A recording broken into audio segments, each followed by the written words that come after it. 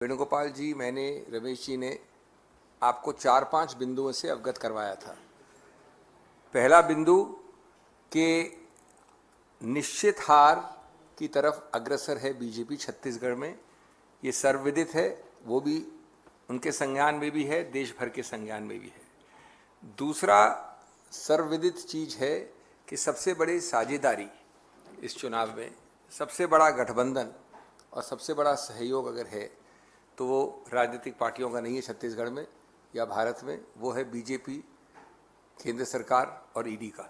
ये एक विशेष गठबंधन है, उसको इलेक्शन डिपार्टमेंट कह लीजिए, कुछ और कह लीजिए।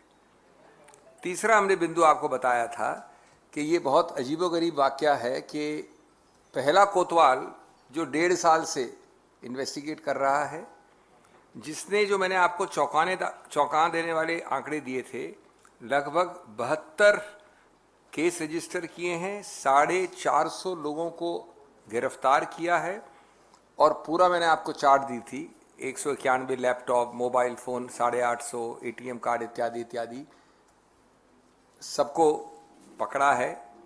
उस पहले कोतवाल के 1.5 साल के अथक परिश्रम को भुलाकर एक दूसरा कोतवाल चुनाव के कुछ दिन पहले आ जाता, यानी ईडी। अब रोचक बात यह है कि प्रदेश सरकार द्वारा शुरुआत की गई जो जांच थी वो 30 मार्च 22 की है। ये तारीख आपको मैंने बताई थी, बड़ी महत्वपूर्ण तारीख है। और ईडी ने उसको विदेश में शुरू किया है मुश्किल से 6 महीने पहले। और उस 6 महीने पहले शुरू करने के बाद अभी तक कुछ उसमें तेजी नहीं पकड़ी जब तक कि चुनाव नहीं आया छत्तीसगढ़ में। अब हर चीज हो रही है छत्तीसगढ़ के चुनाव के 4 दिन पहले, 3 दिन पहले, 5 दिन पहले। एक व्यक्ति जो कुरियर हैं वो बैठकर एक वक्तव्य देते हैं जिसके विषय में हमने आपको अवगत करवाया शनिवार को।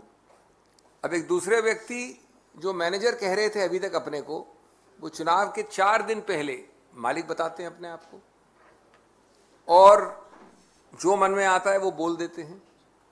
तो जाहिर है कि ये सब चीजें राजनीतिक द्वेष निराधार तरीके से की जा रही हैं।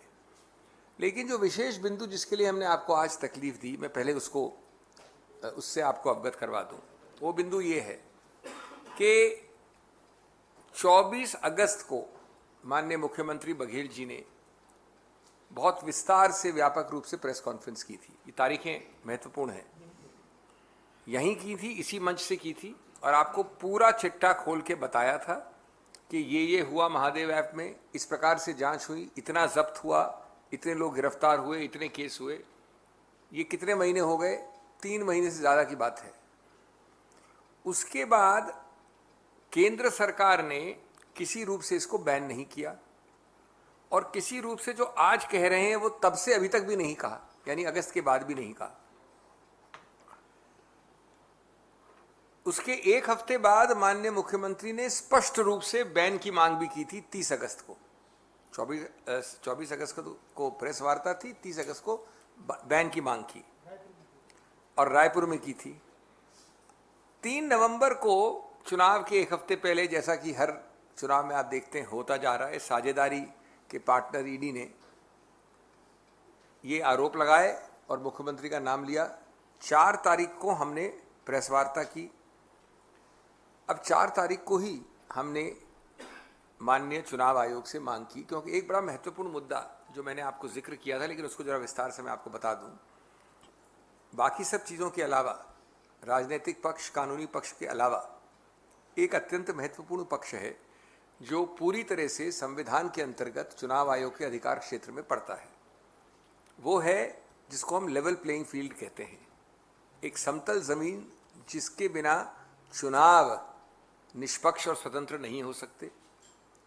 अगर चुनाव निष्पक्ष और स्वतंत्र नहीं हो सकते तो गणतंत्र और लोकतंत्र को खतरा होता है, और इसलिए चुनाव की वो हर प्रक्रिया जो उसकी निष्पक्षता और स्वतंत्रता को कम करती है, उसको मूल ढांचे, बेसिक स्ट्रक्चर का एक अभिन्न अंग माना गया है।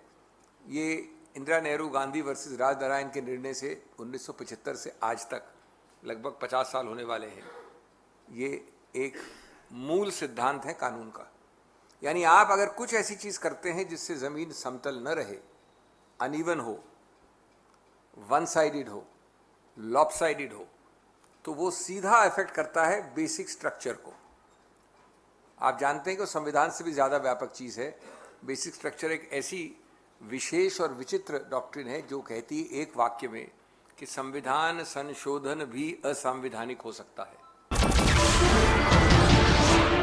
नमस्कार, मैं हूं मानक गुप्ता। अगर आपको हमारा ये वीडियो पसंद आया हो तो इसे लाइक और शेयर जरूर करें, और हां, हमें सब्सक्राइब और फॉलो करना ना भूलें ताकि आप देश और दुनिया की कोई खबर मिस ना करें। तो जुड़े रहिए हमारे साथ और देखते रहिए News 24।